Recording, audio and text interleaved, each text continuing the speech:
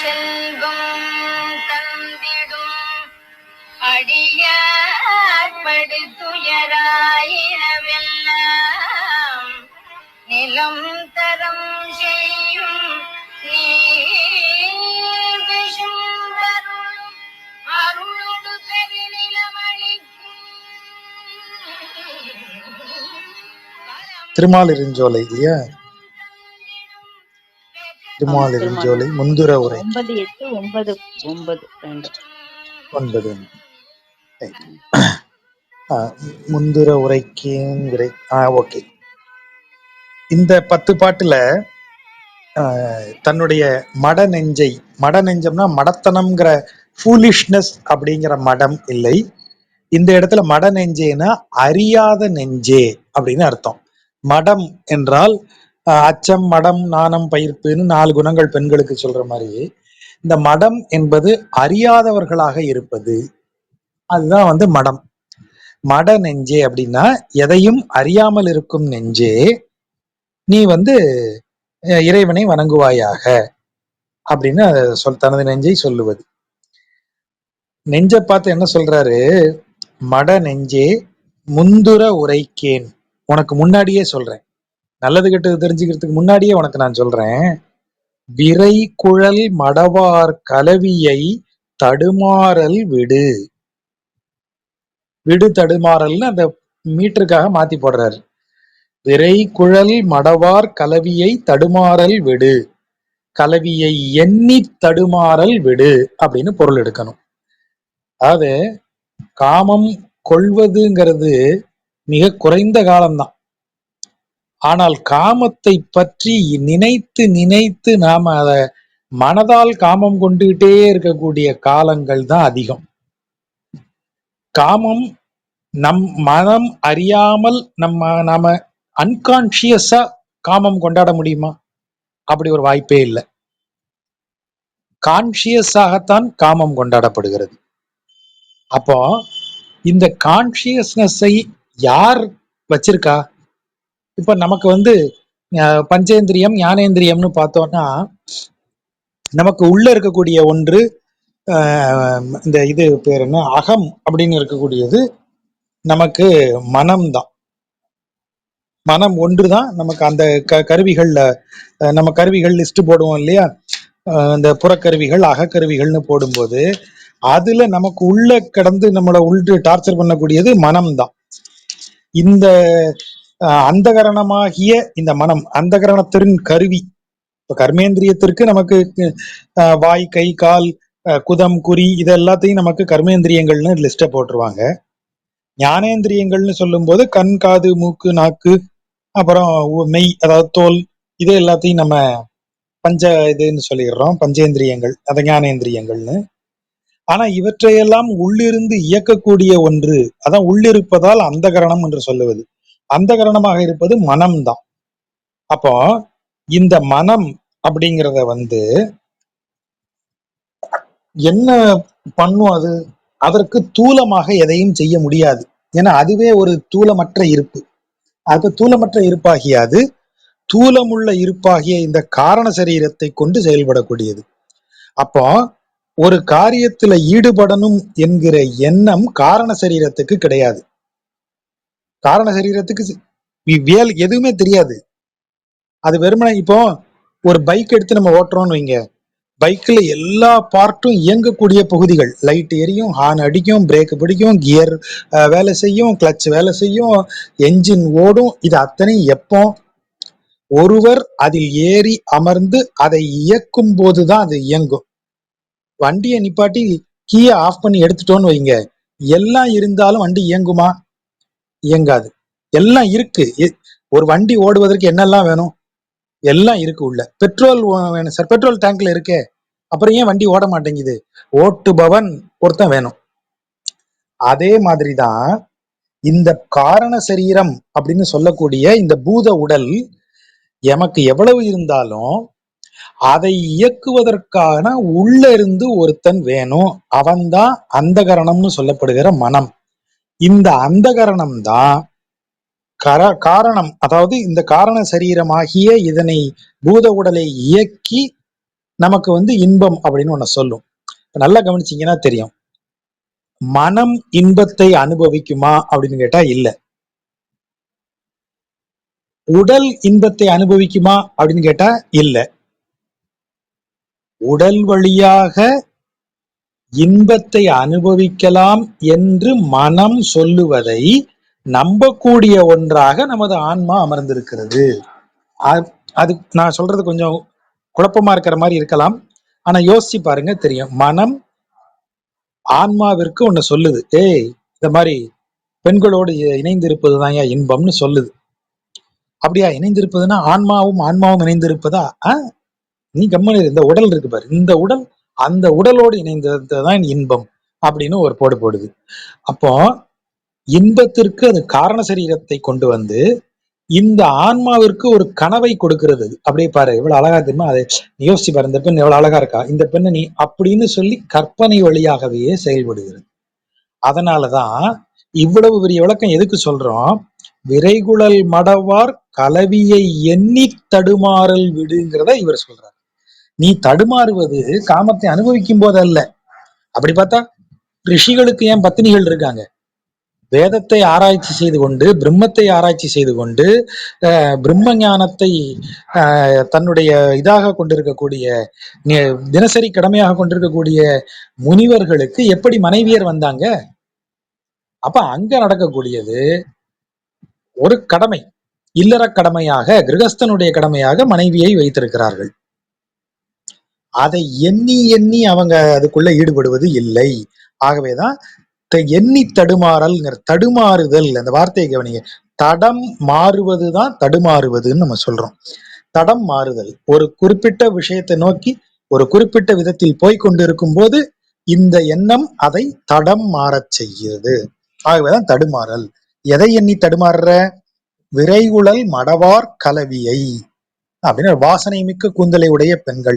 அதாவது எவருமே கற்பனையில அழகற்ற பெண்ணை ஒரு ஆண் வந்து கற்பனை செய்ய மாட்டான். அவர் கலவினாலே, அதனாலதான் அழகுள்ள சினிமா ஹீரோயின்களுக்கு ஏன் இவ்வளவு ஆதரவு? இவர் கனவு காணும் பெண்கள் எல்லாம் அப்படித்தான் இருக்காங்க. அழகற்ற ஒரு பெண்ணை யாரும் கனவு காண்பதில்லை. ஆகவேதான் இவர் இந்த வார்த்தையை போடுறாரு, விரை குழல் மடவார், நறுமணமுள்ள கூந்தலை உடைய பெண்கள்னா அழகிய பெண்கள் அப்படிங்கிற ஐடியால சொல்றார். அவற்றையெல்லாம் விடு, நீ எங்க போனோம்?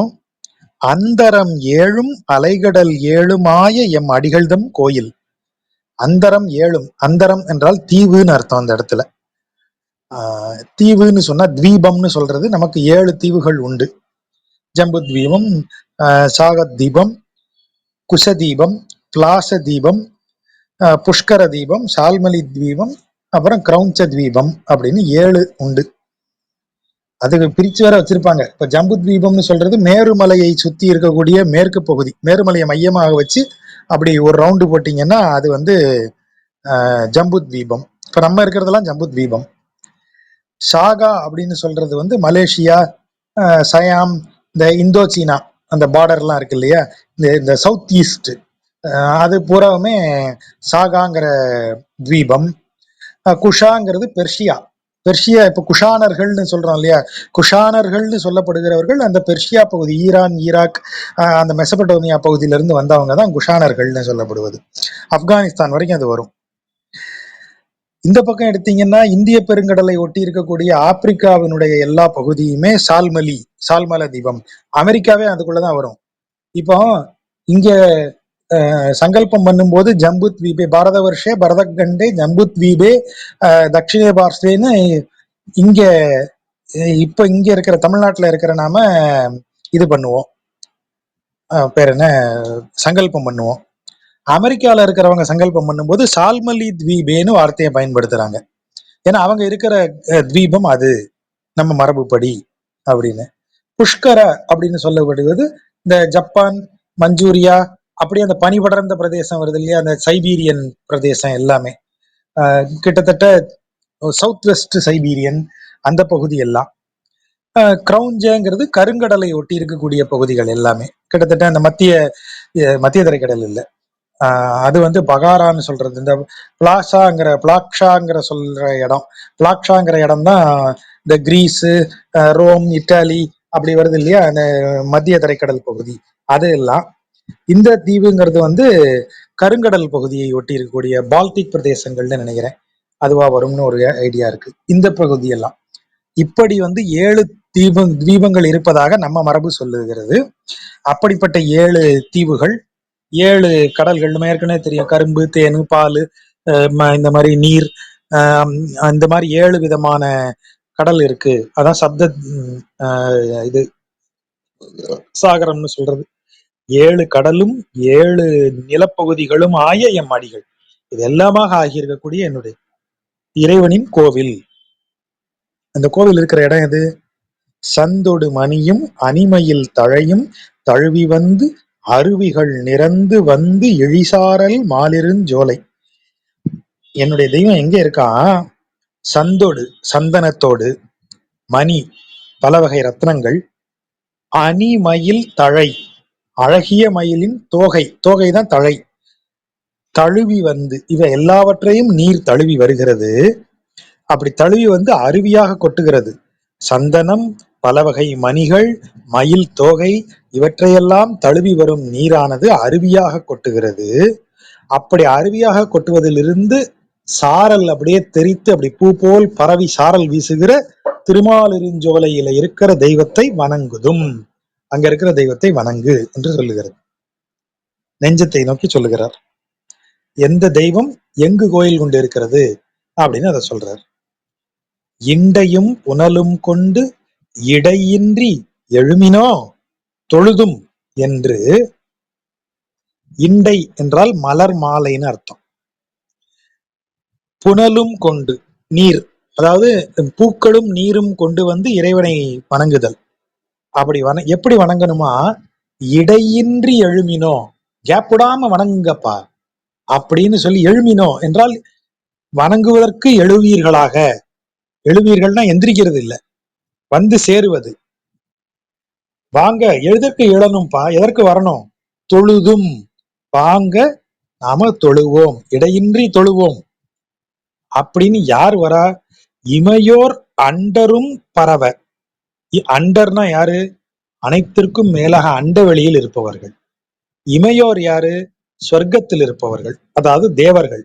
33 கோடி தேவர்கள் சொர்க்கத்துல இருக்கிறாங்க, அவங்கதான் இமையோர். அதற்கு மேல, அண்டத்திற்கு மேல இருக்கக்கூடியவர்கள் நித்திய சூரிகளாக விளங்கக்கூடியவர்கள். அப்போ நித்திய சூரிகளும் 33 கோடி தேவர்களும் வந்து இவனை வணங்கணும்னா இடைவிடாமத்தான் வணங்கணும். அதான் இடையின்றி, கேப்பே இல்லாம அவனை வந்து வணங்குறாங்க. எப்படி வணங்குறாங்க? பூவும் நீரும் கொணர்ந்து அவனை வணங்குகிறார்கள். அப்படி அனைவரும் பரவ, பரவ என்றால் வணங்க, அரவனை துயின்ற சுடர்முடி கடவுள்தம் கோயில். அது என்ன சுடர்முடி? அவன் கூந்தல்ல, அவனுடைய முடியில ஒளி வீசுகிறது. ஒளி வீசும் கிரீடத்தை அணிந்தவன், அதான் சுடர்முடி. சுடரும் கிரீடத்தை அணிந்த, ஒளிமிக்க கிரீடத்தை அணிந்த அரவணையில் பள்ளி கொண்டிருக்கிற தெய்வம் இருக்கக்கூடிய கோயில். அந்த கோயிலைத்தான் தேவர்களும் நித்தியசூரிகளும் இடைவிடாது வந்து தொழுகிறார்கள் அப்படின்னு அவர் சொல்றார். அந்த கோயில் எங்க இருக்கு?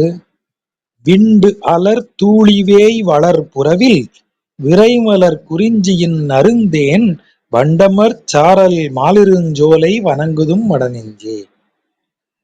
விண்டு அலர் தூளி வேய், அதாவது விண்டு அலர்னா மூங்கில் எப்படி வளரும் அப்படிங்கிறத பார்த்தோம்னா நமக்கு இந்த வரிக்கு அர்த்தம் தெரியும். விண்டு அப்படின்னா ஒன்று இரண்டாக பிரிகிறது தான் விண்டு போதல்னு சொல்றது.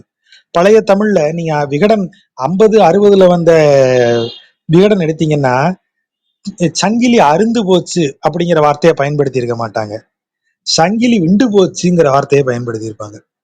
அப்ப இருக்கிற லாங்குவேஜ் யூசேஜ் அது. விண்டு போதல் அப்படின்னா ஒன்றாக இருப்பது பிரிஞ்சு விலகி போயிடுறது. நம்ம இப்ப தோசையை பிச்சு கொடு அப்படின்னு நம்ம இப்ப கேக்குறோம். அப்ப இருக்கிற லாங்குவேஜ் என்ன? தோசைய விண்டு கொடு அப்படின்னு கேட்பாங்க. விண்டுனா என்ன? ஒன்னா இருக்கிற தோசையை ரெண்டாக்கி கொடு அப்படின்னு அர்த்தம்.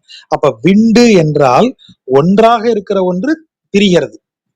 மூங்கில் எப்படி ஒரே குருத்தா வந்து அப்புறம் அதிலிருந்து கிளைத்து பரவும். அதனாலதான் விண்டு அலர் அதை வந்து எப்படின்னா அலர்னா மலர்கிறதுன்னு அர்த்தம்.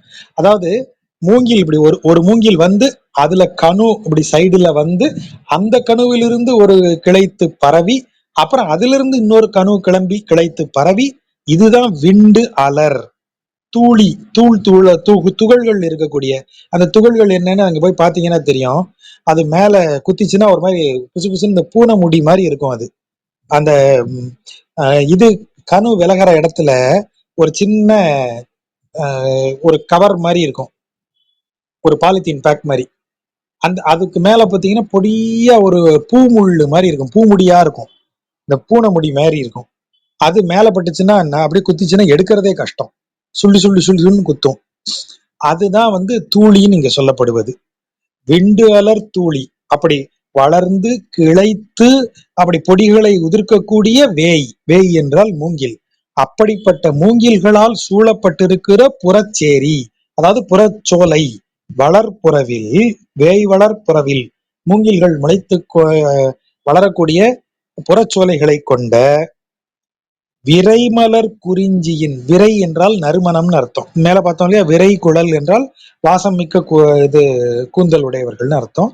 அப்ப இங்க விரைமலர் குறிஞ்சி, குறிஞ்சி மலர் நன்கு மனம் வீசி கொண்டிருக்கிறது. அதனுடைய நறுந்தேனை வந்து அமர்ந்து அதை பருகும் வண்டு மாலிருஞ்சோலை, வண்டுகளால் நிறைந்த மாலிருஞ்சோலை. குறிஞ்சி மலர் பூத்து இருக்கிறது. ஏன் குறிஞ்சி எங்க கொண்டாந்து போடுறாரு? திருமாலிருஞ்சோலை ஒரு மலை என்பதால் மலை பிரதேசங்களில் குறிஞ்சி பூக்கும். அந்த குறிஞ்சி பூக்களில் தேனருந்தக்கூடிய வண்டுகள் அப்படின்னு அவர் சொல்றார். மூங்கில், குறிஞ்சி, இந்த ரெண்டுமே மலையினுடைய மலை பிரதேசங்கள்ல வளரக்கூடியது. திருமாலிருஞ்சோலை மலை என்பதால் இந்த ரெண்டு இடத்தையும் அவர் சொல்றாரு. அப்படி வருகிறது அப்படின்னு அழகா சொல்லியிருக்காரு.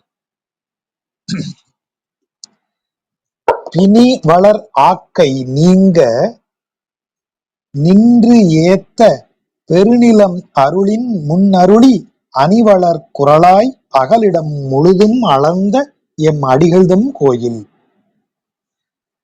நீங்க உங்களது உடல் இதை நீங்க வேண்டும்.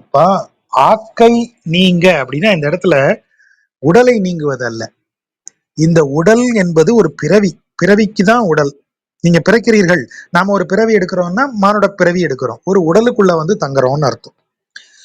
சரி, இந்த உடல்ல வந்து நம்ம தங்குறோமே, இந்த உடல் எதை கொண்டிருக்கிறது என்றால், இந்த உடல் வளர்ந்து வளர்ந்து என்ன ஆகணும், ஒரு மரம் வளர்ந்து வளர்ந்து வளர்ந்து கனிகளை கொடுத்து அனைவருக்கும் நிழல் கொடுத்து பல பறவைகளுக்கு இல்லமாக ஆகி பல உயிரினங்களுக்கும் தனக்குள் இடம் கொடுத்து கடைசியா அது இறந்து போகும்போது கூட அந்த கட்டை மனிதனுக்கு பயன்படக்கூடியதா இருக்கு அதனுடைய உடல்.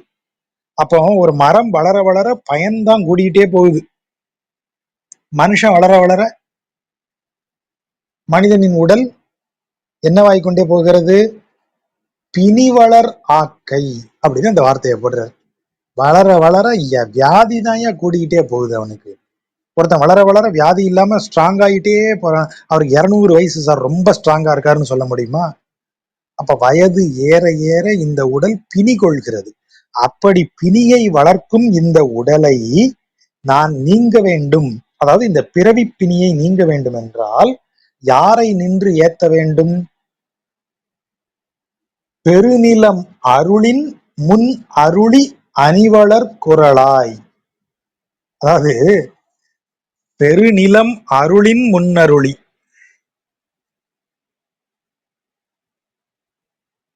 கேக்குதா? நான் பேசுறது கேக்குதா நண்பர்களுக்கு? கேக்குது ஜஜா. கேக்குதா? சரி, கேக்குது. ஓகே. திடீர்னு ரொம்ப சைலண்டா இருந்த மாதிரி இருக்க, நான் தனியா பேசுறேன். பிணிவளர் ஆக்கை நீங்க நின்று ஏத்த பெருநிலம் அருளின் முன் அருளி அணிவளர் குரலாய். அதாவது அணிவளர் குரல், குரல் என்றால் குறுகிய வடிவம், குறுகிய வடிவம்ன்ற அழகிய குறுகிய வடிவம். அதாவது வாமனரா வரும்போது அவரை பார்க்கறதுக்கே அவ்வளவு அழகா இருக்காராம். மகாபலி வந்து அந்த அழகுல மயங்கிதான் சுக்கராச்சாரியார் பேச்ச கேட்காம போறாராம். சுக்கராச்சாரியார் சொல்றாரு, இந்த பையனே புதுசா இருக்கான்ப்பா, இந்த பையனுடைய இது வரைக்கும் யாருமே பார்த்தது இல்ல, திடீர்னு எங்க இருந்தோ வந்திருக்கான், அப்படின்னு அவர் சந்தேகப்படும் போது கூட வாமனனுடைய அழகுல மயங்கிய மகாபலி இவருடைய பேச்ச சரியாவே காதுல வாங்கிக்கலையாம். ஆகவேதான் அணி வளர் குரல், அழகு பெருகிக் கொண்டே செல்லும் குரல், குரல்னா குறுகிய வடிவம், வாமனனாக வந்தவன் பெருநிலம் அருளின் முன் அருளி, அந்த பெருநிலம் இந்த மொத்த பூமிக்குமான அருளை அள்ளி வழங்கி அகல் இடம் முழுதும் அளந்த, அந்த மொத்த நிலத்தையும் அளந்தான். எப்படி அருளினான்? தன் பாதத்தால் அளந்து அருளினான். எதற்கு? பெருநிலம் அருளின் முன் அருளி. இந்த மொத்த பெரிய பரந்த நிலத்திற்கு முன்பு அவன் எப்படி அருளினான் என்றால் தன்னுடைய திருப்பாதங்களால் அந்த இடத்தை அளந்து அருளினான். அப்படிப்பட்ட என்னுடைய தெய்வம் வந்து இருக்கக்கூடிய கோயில். அந்த கோயில் எங்க இருக்கு? கனிவளர் வேங்கை நெடுநிலம் அதனில் குறவர்தம் கவனிடை துறந்த மணிவளர் சாரல் மாலிருஞ்சோலை. அதாவது கனினா 3 சுழி நீ, இந்த இடத்துல கனிங்கிறதுக்கு கணித்தல்ங்கிற பொருள். கணித்தல் என்றால் கணக்கு போடுறது, கால்குலேட்டிங்.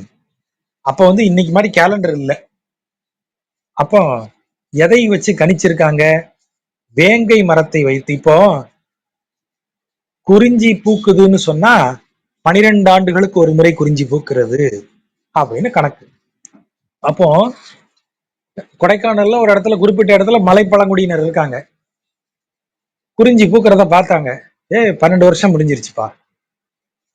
அப்போ முதல்ல இந்த குறிஞ்சி பூத்தப்போ, போன குறிஞ்சி பூத்ததுக்கு யாரெல்லாம் பிறந்தாங்களோ அவங்களுக்கெல்லாம் இப்ப 12 வயசு அப்படி கணக்கு போடுவாங்க. அவன் பிறந்து 2 குறிஞ்சி ஆச்சு அப்படி சொல்லக்கூடிய மரபு ஒண்ணு உண்டு. அவன் யாரு கிளவியா? அப்பா அது 7-8 குறிஞ்சி பாத்துருச்சுப்பா அப்படி சொல்லுவாங்க. படுகாசுல அந்த பழக்கம் உண்டு. ஊட்டியில படுகாசுல 7 குறிஞ்சி பார்த்தவங்க எங்க பாட்டி. எங்க தாத்தாலாம் 8 குறிஞ்சி பார்த்திருக்காரு, 9 குறிஞ்சி பார்த்திருக்காருன்னு அவங்க ஒரு பயங்கரமான கணக்கெல்லாம் பேசுவாங்க. அப்போ அவங்க வந்து காலத்தை கணிக்கக்கூடியதாக அதை பயன்படுத்துறாங்க. அப்ப அங்க வேங்கை மரங்கள் அந்த பெருநிலம் முழுவதும் பறந்து இருக்கின்றது. வேங்கை மரங்கள் மலையை ஒட்டி இருக்கக்கூடியவை. அந்த வேங்கை மரம் வந்து அது பூக்கக்கூடிய பருவம், அது இலைகளை உதிர்த்திருக்கக்கூடிய பருவம், அது அதனுடைய கிளைகள் இலைகளை தளிர்களாக உருவாக்குற இது பீரியட், இது எல்லாமே ஒரு பருவத்தை ஒட்டியது. ஆகவே அதை வைத்துதான் அந்த பருவத்தை கணிக்கிறார்கள். இப்போ வேம்பு மா 2 தளிர் விடுகிறது என்றால், தளிர் விட்டு பூத்து அப்படியே மரமே பச்சை பசேறு இருக்குன்னா சம்மர் வந்தாச்சுன்னு அர்த்தம். நம்ம பார்த்தாலே தெரியும் சம்மர் வந்துருச்சு அப்படின்னு அர்த்தம். அப்படின்னா இந்த மாதிரி வேங்கை மரம் வந்து அங்க நிறைய இருக்கிறதுனால, அந்த நெடுநிலம் முழுவதும் இருக்கிறதுனால அதை பார்த்து காலத்தை கணிக்கிறார்கள். அப்படிப்பட்ட வேங்கை மரங்கள் நிறைந்த அந்த பகுதி, மலை என்பதால் மலைக்குரிய மக்கள் குறவர், மலைக்குரிய மக்கள், குறிஞ்சி நிலத்திற்குரிய மக்கள் குறவர். குறவர்கள் வந்து இந்த விலங்குகளை துரத்துறதுக்கு என்ன செய்யறாங்க? கவன்கல் அப்படின்னு சொல்லுவாங்க. கவன்கல்லுங்கிறது ஒரு நீள கயிறு மாதிரி நுனியில ஒரு கல்லை கட்டி அப்படி சுத்தி வீசி அடிக்கிறது. அது வேகமா போய் அடிக்கும். இந்த கவன்ல கல்லு வச்சு அடிக்கிறது இல்ல, மலையில பல வகை மணிகள், ரத்தனங்கள் கொட்டி கிடக்கு, ரத்தினத்தை வச்சு கல்ல அடிக்கிறாங்க, கவன்ல வச்சு அடிக்கிறாங்க. அப்படிப்பட்ட சிறப்பு மிக்க இடம் கவனிடை துறந்த மணி. அப்படிப்பட்ட இடம் வளர்சாரல் மாலிருஞ்சோலை. அப்படியே சாரல் பெய்து கொண்டே இருக்கக்கூடிய அழகிய திருமாலிருஞ்சோலையில இருக்கிற தெய்வத்தை வணங்கும் மடநெஞ்சேன்னு சொல்றார். சூர்மையில் ஆய பேய்முலை சுவைத்து சுடுசரம் அடுசிலை துறந்து நீர்மை இல்லாத தாடகை மாள நினைந்தவர் மனம் கொண்ட கோயில்.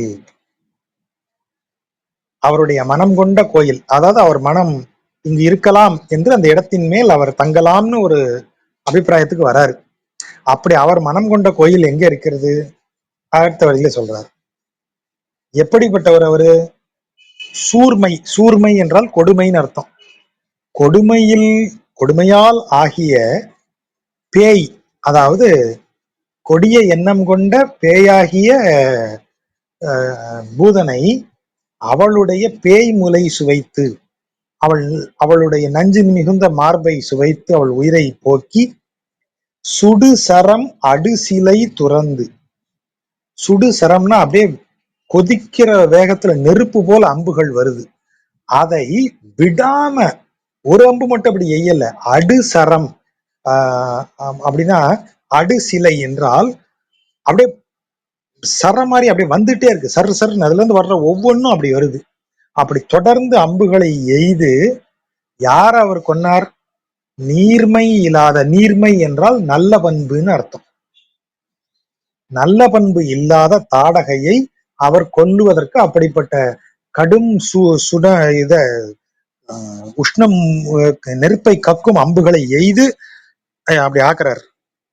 அந்த அம்மாவை தாடகையை வதம் செய்கிறார் அப்படின்னு அவர் சொல்றார்.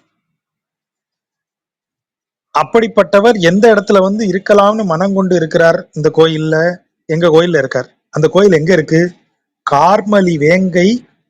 கார்மலி, அதுக்கு ரெண்டு பொருள் எடுக்கலாம். ஒண்ணு என்ன அப்படின்னா, நல்ல கார் மேகத்தை தடவக்கூடிய அவ்வளவு உயரமாக வளர்ந்த வேங்கை மரம்னு பொருள் எடுக்கலாம். கரும் பச்சை நிறமாக நன்கு செழித்து வளர்ந்திருக்கிற, அதாவது உயர்ந்த வேங்கை மரம் கீழே இருந்து இப்படி மேல பாத்தீங்கன்னா மேக கூட்டம் போல தெரியுதாம். அப்படி கரும் பச்சையில பார்த்தா மேகம் திரண்டு இருக்கிற மாதிரி இருக்கு இந்த வேங்கை மரத்தினுடைய கிளைகள் எல்லாம். கார்மலி வேங்கை. அப்போ அதையும் அந்த பொருளையும் எடுக்கலாம். அப்படிப்பட்ட வேங்கை மரம். கோங்கு, கோங்கு மரம். அலர் புறவில் வேங்கையும் கோங்கும் நிறைந்திருக்கின்ற அந்த புறச்சோலையில் கடிமலர் குறிஞ்சியின் நருந்தேன். கடி என்றால் வாசனைன்னு அர்த்தம். விரை, கடி இது எல்லாமே நறுமணத்தை குறிக்கக்கூடியது. வம்பு, இந்த மூணுமே நறுமணத்தை குறிக்கக்கூடிய சொற்கள். கடிமலர் குறிஞ்சி, வாசமிக்க அந்த குறிஞ்சி மலரினுடைய தேன், நறுந்தேன். வார்புனல் சூழ், அப்படியே அந்த சுத்தி இருக்கக்கூடிய புனல் என்றால் நீர்நிலைகள், அப்படியே நீர்நிலைகளில் எல்லாம் அந்த தேன் கலந்து அந்த இடமே அப்படியே இனிமையா இருக்கும்.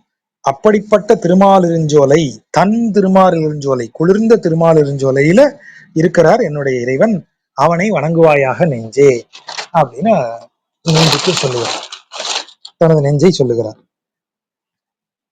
வனங்கள் இல் அரக்கன் செருக்களத்து அவிய. வனங்கள் இல் அப்படின்னா வனங்கள் இல்லாத, வனங்கள் என்றால் இந்த இடத்துல பணிவு இல்லாத, பணிவு அதாவது தன்னை மதிக்காத, தன்னை வணங்காதன்னு அர்த்தம்.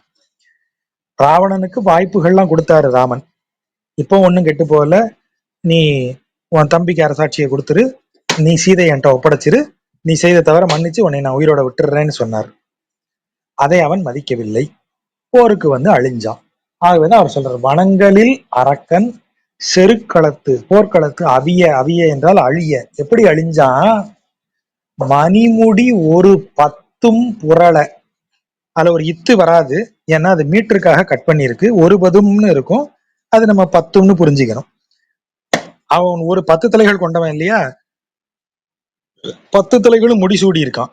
10 முடிசூடிய 10 தலைகளும் மண்ணுல புரளும்படியாக புரள அணங்கு எழுந்து அவன் தன் கவந்தம் நின்று ஆட.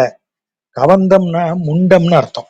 இப்ப நம்ம தலையில்லாத முண்டம்னு சொல்றோம் இல்லையா, அதுக்கு பேர் தான் கபந்தம் அப்படின்னு பேரு. கபாலம் இல்லாதது, கபாலம் அந்தமானது அப்படின்னு ஒரு பொருள் அதுக்கு. அந்தம்னா இல்லாம போனது. தலை இல்லாத உடல், 10 தலை, மணிமுடியோடு கூடிய 10 தலையையும் இவருடைய ராமனுடைய அம்புகள் துண்டித்து விட்டன. அப்படி ஆயிடுச்சு. இந்த உடல் என்ன செய்கிறது, இப்படி வெட்டி வெட்டி இழுக்குது இல்லையா, மூளை போயிருச்சு. மூளை போயாச்சுன்னா பாடிக்கு கண்ட்ரோல் கிடையாது, வெட்டி வெட்டி இழுக்கும். அது எப்படி இருந்ததுன்னா, திடீர்னு கோயில்ல போய் நம்ம நிற்கும் போது சாமி வந்துடும். யாருக்காவது சாமி வந்தவங்க எப்படி ஆவேசமா அவங்க கையை கால உதறுன்னு உதறுவாங்களோ, இழுப்பாங்களோ, அந்த மாதிரி இவன் தலைய 10 தலையும், ராவணன் தலைய ராமன் அம்புகளால் அறுத்து எரிகிறார். அது தரையில் புரளுகிறது. தலையற்ற அவனுடைய உடல் அணங்கு எழுந்ததை போல, தெய்வம் வந்து ஆவேசித்தது போல அவன் உடல் அப்படி ஆடுகிறதாம். அதைத்தான் அவர் சொல்றார், அணங்கு எழுந்து அவன் தன் கவந்தம் நின்று ஆட. அவன் நிக்கிற வேகத்துக்கு அப்படியே ஆடுது. அமர் செய்த அடிகள், அப்படி ராவணனை அவனோட போர் செய்த எம்முடைய தெய்வம் அவர் தம் கோயில், அவர் கோயிலுக்கு வந்து அவரை வணங்கு நெஞ்சே. சரி, வணங்குறேன். எங்க இருக்கு கோயில்? பிணங்களில் நெடுவேய் நுதி முகம் கிழிப்ப. பிணங்களில் அப்படின்னா பிணங்கள் இல்லாத, பிணங்கள் இல் அப்படின்னு இதை பிரிக்கணும். பிணங்கள் என்றால் விலகுதல்னு அர்த்தம். இப்ப எனக்கும் அவருக்கும் பிணக்கு அப்படின்னு சொல்றோம். பிணக்குன்னா என்ன? ஒரு கருத்து வேறுபாடு. அதனால நாங்க ரெண்டு பேரும் கொஞ்சம் விலகி இருக்கோம். பிணங்கள் என்றால் ஒருத்தருக்கு ஒருத்தர் பேசிக்கிறது இல்லை, மூஞ்சியை திருப்பிக்கிறோம், இயல்பாக இல்லைன்னு அர்த்தம். பிணங்கள் இல் வேய், நெடுவேய் அப்படின்னா என்ன அர்த்தம்? அப்படி பிணங்கள் இல்லாத, அப்படி விலகாத. விலகாதன்னா இப்ப என்ன அர்த்தம்? நெருக்கமாக இருக்கிறன்னு அர்த்தம்.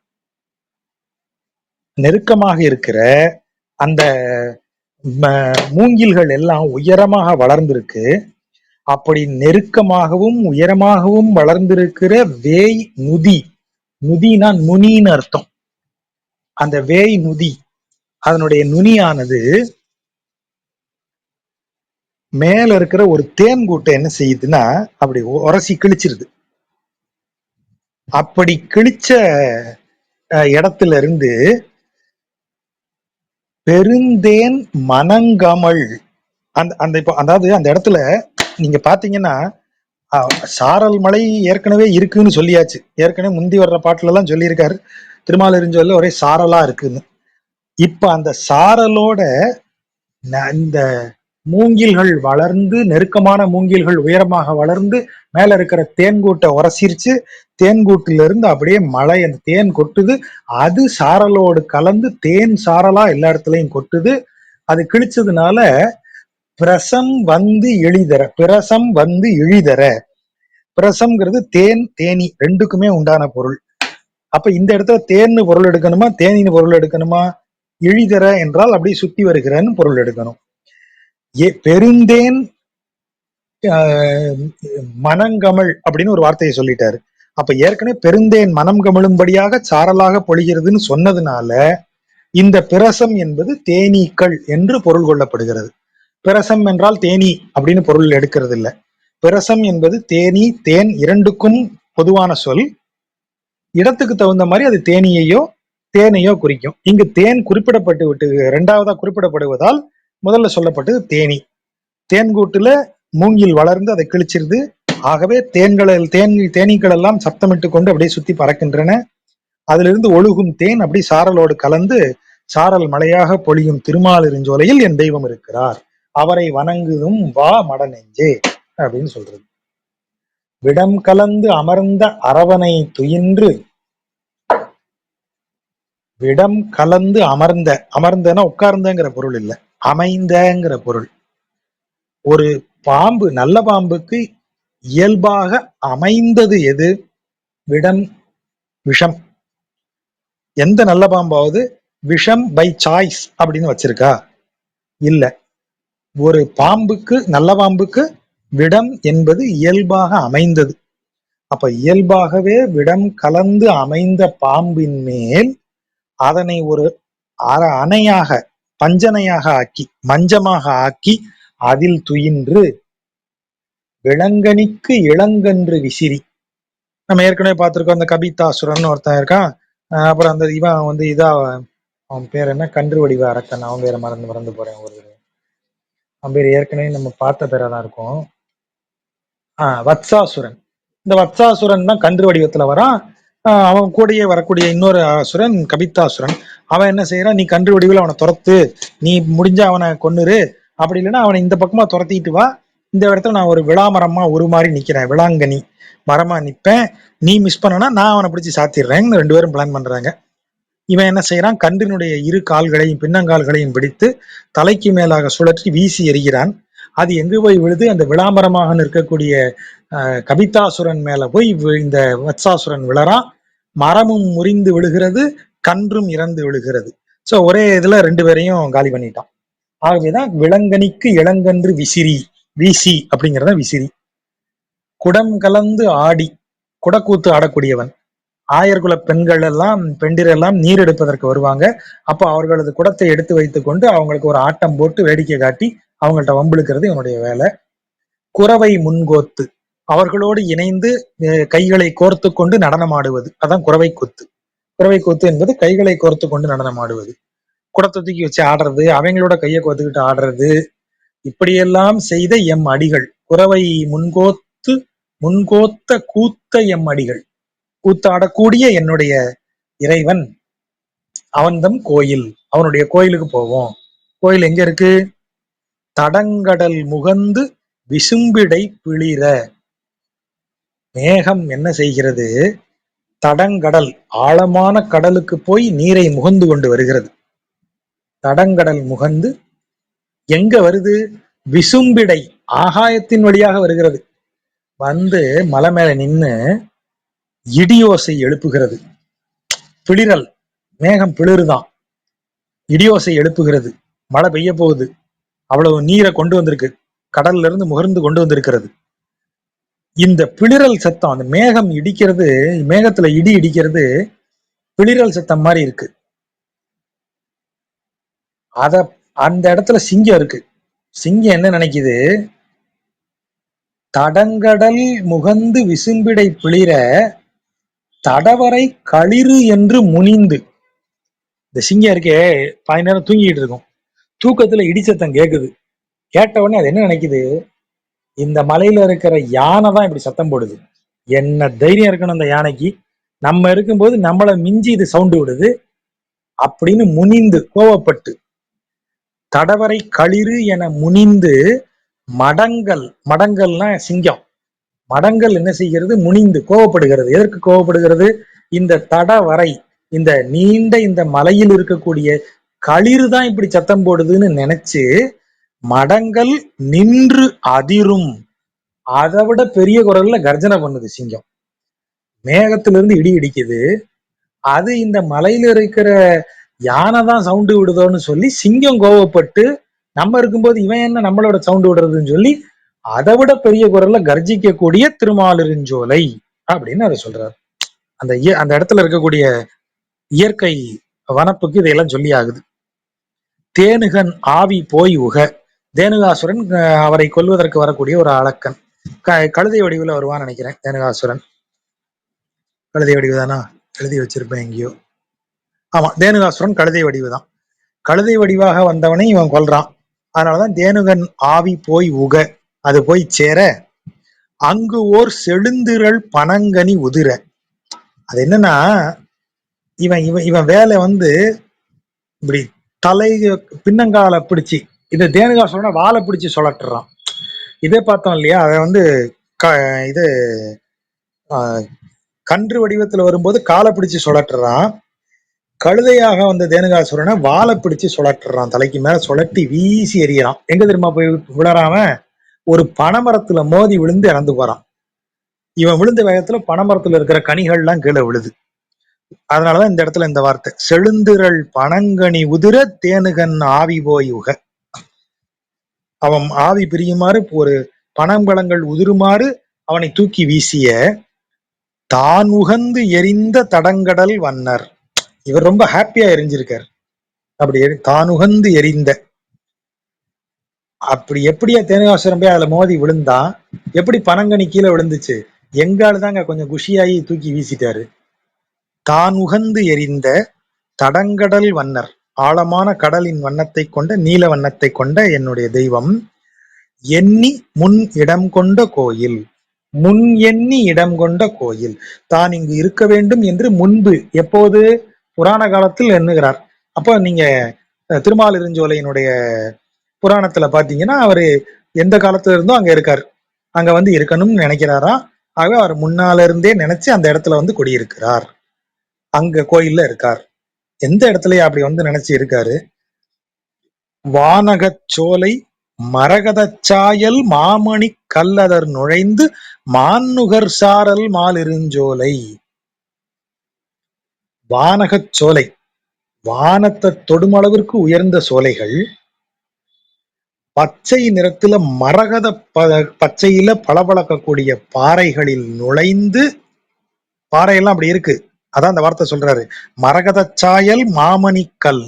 பெரிய பெரிய பாறைகள், அந்த பாறைகள்லாம் பச்சை நிறத்துல கரும் பச்சையில மாணிக்கம் மாதிரி மின்னுது. அதில் நுழைந்து, அதான் அதர் நுழைந்து, அதர்னா வழி, வழி ஏற்படுத்தி கொண்டு நுழைந்து வரக்கூடிய சாரல். அந்த சாரலை அங்க இருக்கிற மான்கள் எல்லாம் அனுபவிக்கின்றன. மான்நுகர் சாரல் அப்படின்னு சொல்றாரு.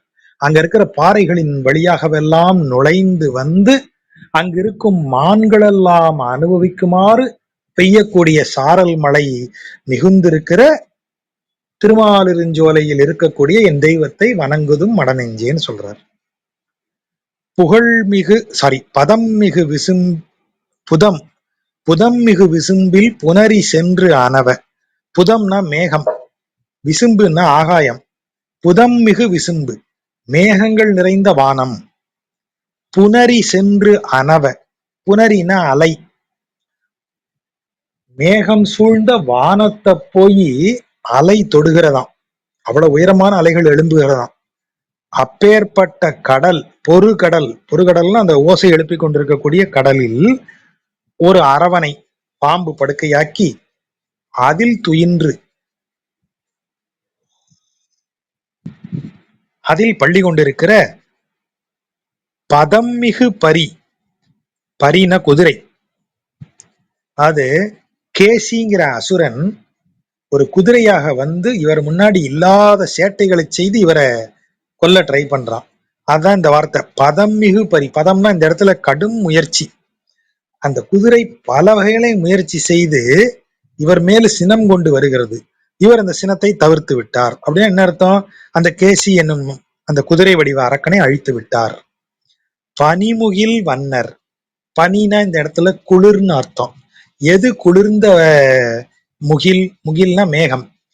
மழை நீரை கொண்டிருக்கிற மேகம் தான் குளிர்ந்த மேகம். அப்ப அது மழை நீரை கொண்டிருக்கும் மேகம் தான் பனிமேகம் என்று சொல்லப்பட்டது. மழை நீரை கொண்டிருக்கும் மேகத்தின் நிறம் கரிய நிறம், கார்முகில்.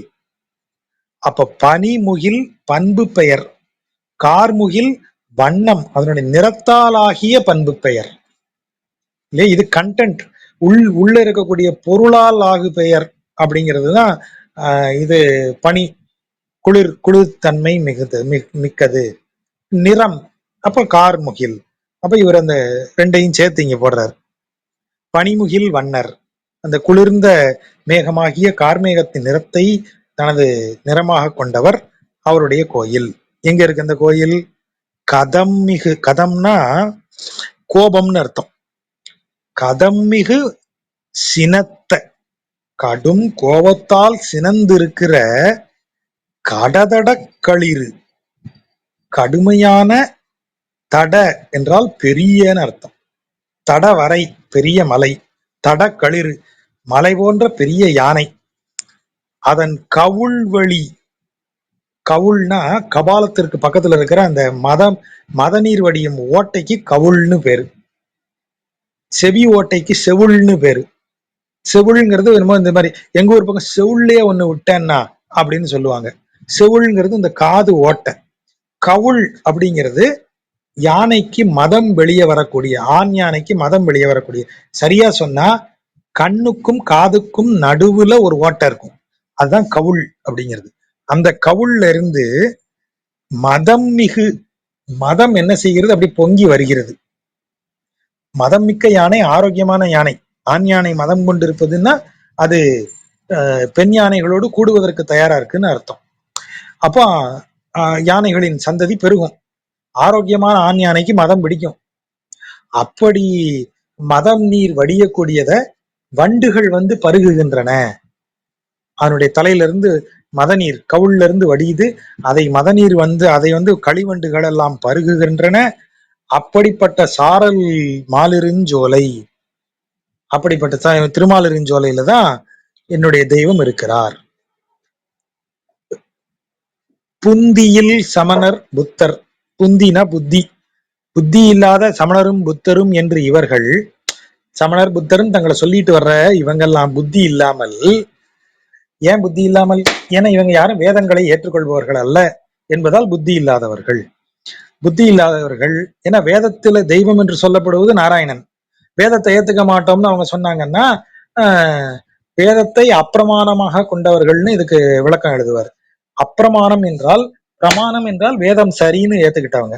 அப்ப வேதத்தின்படி நாராயணனே தெய்வம்னு சொல்லப்பட்டிருக்கிறது. வேதத்தை ஏற்றுக்கொண்டவர்கள் நாராயணனே தெய்வமாக ஏற்றுக்கொண்டவர்கள். அப்ப புத்தி உள்ளவர்கள். இவங்க யாரு? வேதத்தை பிரமாணமாக ஏற்றுக்கொள்ள மாட்டோம், வேதம் அப்பிரமாணம், வேதம் பிரமாணம் அல்லன்னு சொல்லக்கூடியவங்க. அப்ப நாராயணன் தெய்வம் இல்லைன்னு சொல்லக்கூடியவங்க. ஆகவே இவர்கள் புத்தி இல்லாதவர்கள்னு திருமங்கை ஆழ்வார் சொல்றார். புந்தியில் சமணர், புத்தர், பௌத்தரும் அதான் சொல்றான், சமணனும் அதான் சொல்றான். ஒத்தன பேசவும், அவர்களுக்கு ஒத்த மாதிரி பேசிக்கிறாங்க, அவங்களுக்கு ஒத்த மாதிரி பேசவும் உகந்திட்டு, அங்கதான் நாராயணன் வரான், ஜென்டில்மேன். அவங்க அப்படி பேசுறாங்க. பௌத்தரும் சமணரும் புத்தி இல்லாமல் பேசுகிறார்கள். எப்படி பேசுகிறார்கள்? தமக்கு உகந்த விதத்தில் பேசிக் கொள்ளுகிறார்கள். அப்படி பேசுகிறவர்களை பேசிட்டு போட்டும்பா, இப்ப என்ன, அவங்க அவங்க பேசிட்டு போட்டும் அப்படின்னு அதையும் ஏற்றுக்கொண்டு, அவர்கள் மறுப்பதையும் ஏற்றுக்கொண்டு, எந்தை பெம்மானார், எனக்கு பெருமானானவர், எனக்கு தலைவரானவர், இமையவர் தலைவர், தேவர்களுக்கெல்லாம் தலைவரானவர், எண்ணி முன் இடம் கொண்ட கோயில். அது ஒரு சுவாரஸ்யம் இருக்கு. பரமசிவன் என்ன செய்வார்? சமணர்களையும் பௌத்தர்களையும் துரத்தி விட்டு அந்த இடத்துல கோயில் வந்ததுங்கிற மாதிரி எதையாவது எழுதுவார். சமணர்களும் பௌத்தர்களும் இருந்த இடம் திருமாலிருஞ்சோலையில் மலை, அந்த மலை குன்றுகள் வரிசையா இருக்கு அங்கங்க, அதுல அவங்க இருந்திருக்கலாம். அந்த இடம் அவர்களுடைய இடமா இருந்திருக்கலாம். இன்னும் சொல்ல போனா காடு மாதிரி இருக்கிற இடத்துல அவங்க இருக்கவே மாட்டாங்க. பக்கத்துல இருக்கிற குன்றுகள் எங்கேயாவது அவங்க இருந்திருப்பாங்க. அவங்க இருக்கின்றப்பமும் அங்க பெருமாள் வழிபாடு நடந்துகிட்டே தான் இருந்திருக்கு. அவர்களும் ஒரு பக்கம் இருந்து இறை அவர்களது இறை தத்துவங்களை பேசி கொண்டு இருப்பார்கள். இந்த புறத்துல இவன் பாட்டு இவன் இருந்து இங்க இருக்கிற வைணவங்களும் எல்லாரும் வந்து வணங்கிட்டு இருப்பாங்க. அதைத்தான் எப்படி சொல்றாரு? அவங்க பேசினா கூட இவனை மறுத்து பேசக்கூடியவர்களாகிய அவர்கள் இருந்தால் கூட அவர்கள் பேசவும் இவன் உகந்திட்டு தான் இருந்தான். இவன் அதை ஏற்றுக்கொண்டு அவன் பாட்டு அங்க இருந்தான். அப்படிப்பட்டவன் அவன் யாரு? எனக்கு பெருமைக்குரிய தலைவன், பெம்மானார், எனக்கு தலைவன், தேவர்களுக்கெல்லாம் தலைவன். அவன் வந்து இந்த இடத்துல எண்ணி இடம் கொண்டு இருக்கிறான். எந்த இடத்துல? சந்தன பொழிலின் தாழ்சினை நீழல், சந்தன மரங்கள் நிறைந்த சோலைகள், பொழில் என்றால் சோலை, நீர்நிலையோடு கூடிய சோலை. அந்த சோலையில் எடுக்கக்கூடிய கிளைகளெல்லாம் தாழ்ந்து நீளமாக இருக்கின்றன. அந்த தாழ்வரை மகளிர்கள் நாளும் மந்திரத்து இறைஞ்சும் மாலிருஞ்சோலை. அப்படி நீர் அந்த திருமாலிருஞ்சோலையில சந்தன மரங்கள் சோலைகளாக வளர்ந்து கிளைகள் தாழ்ந்து நீளமா வளர்ந்து நிழல் கொடுத்து கொண்டிருக்கின்றன. அந்த சந்தன மரத்தின் நிழலில் அமர்ந்து பெண்கள் எல்லாம் மந்திரத்தை உச்சரித்து எம்பெருமான் 8 எழுத்து மந்திரம் ஓம் நமோ நாராயணான்னு சொல்லி அவனை வணங்குகிறார்கள். அப்படிப்பட்ட திருமாலிருஞ்சோலையில என் தெய்வம் இருக்கிறான். அவர் ஒரே பட போட்டார். அந்த மந்திரத்து இறைஞ்சும் தாழ்வரை மகளிர்கள் யாரு? எல்லாம் ஜீவாத்மாக்கள். நாம தான் அந்த இதா உள்ளவங்க.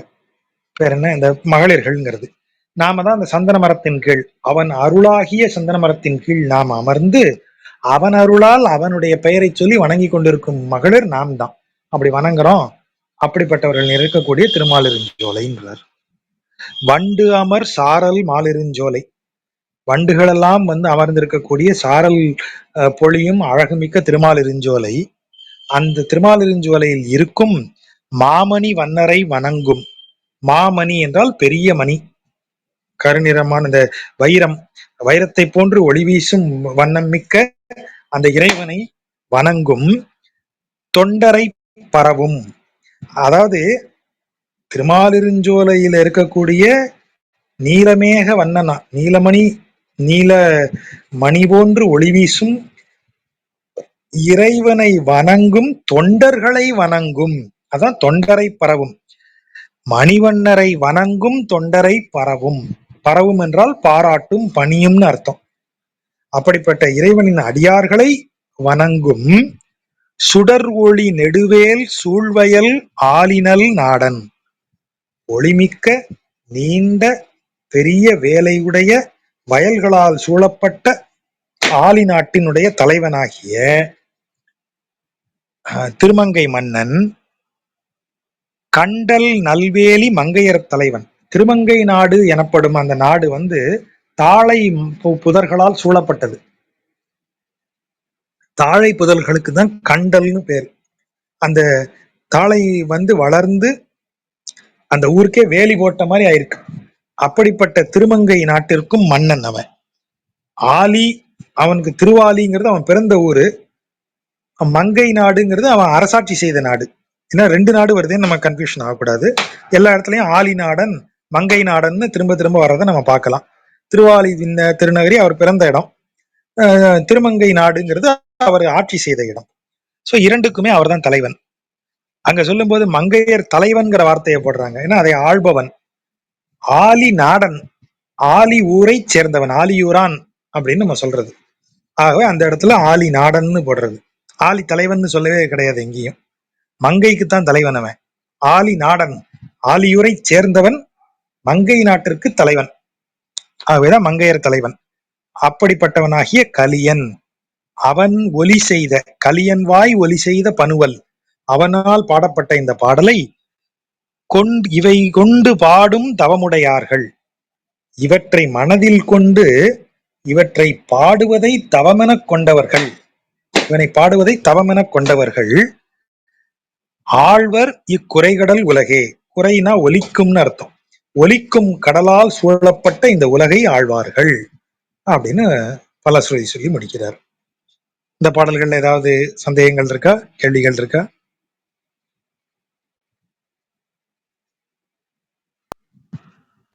இந்த 10 பாடல்கள் சந்தேகங்கள் இருந்த நண்பர்கள் யாராவது கீழே இருந்து இருந்தாலும் நன்றி.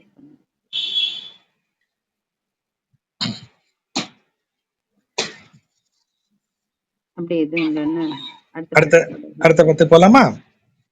ஆமா ஜாஜா ஒரு நிமிஷம். இந்த வா மட நெஞ்சு அப்படின்னு அழைக்கிறது கொஞ்சம் ஸ்பெஷலா இருக்கிற மாதிரி இருக்கு. அது எந்த அடிப்படையில?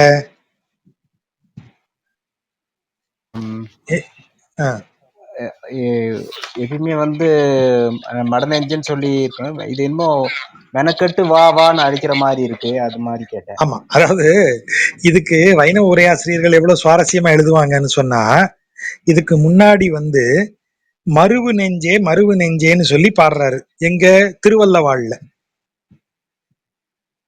இல்லையா? திருவல்லவாழ் இதுக்கு முந்தின 10 அதுதானே, வல்லவாழ் 10 தானே. திருவல்லவாழில் இருக்கும் தெய்வத்தை நீ வந்து அவனை போய் நீ சேருமாறு, அவனை பற்றி பேசுவாயாக, பேசும்படியாக ஆவாயாக, மருவு நெஞ்சே. மருவு நெஞ்சேனா என்னிடம் இருக்கும் நெஞ்சேன்னு சொல்றாரு. இங்க என்ன சொல்றாரு?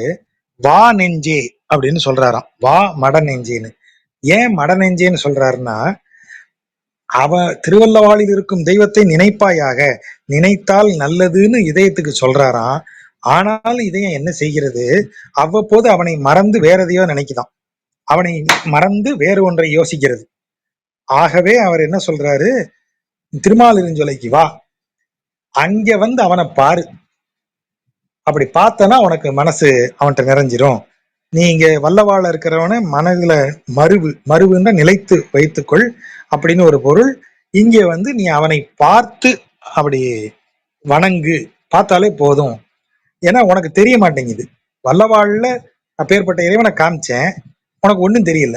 அதான் நீ மட நெஞ்சுங்கிறாரு. அறியாத நெஞ்சு நீ.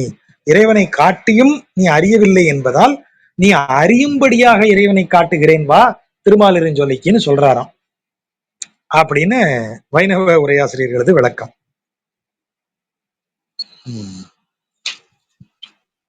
நன்றி ஜெஜா.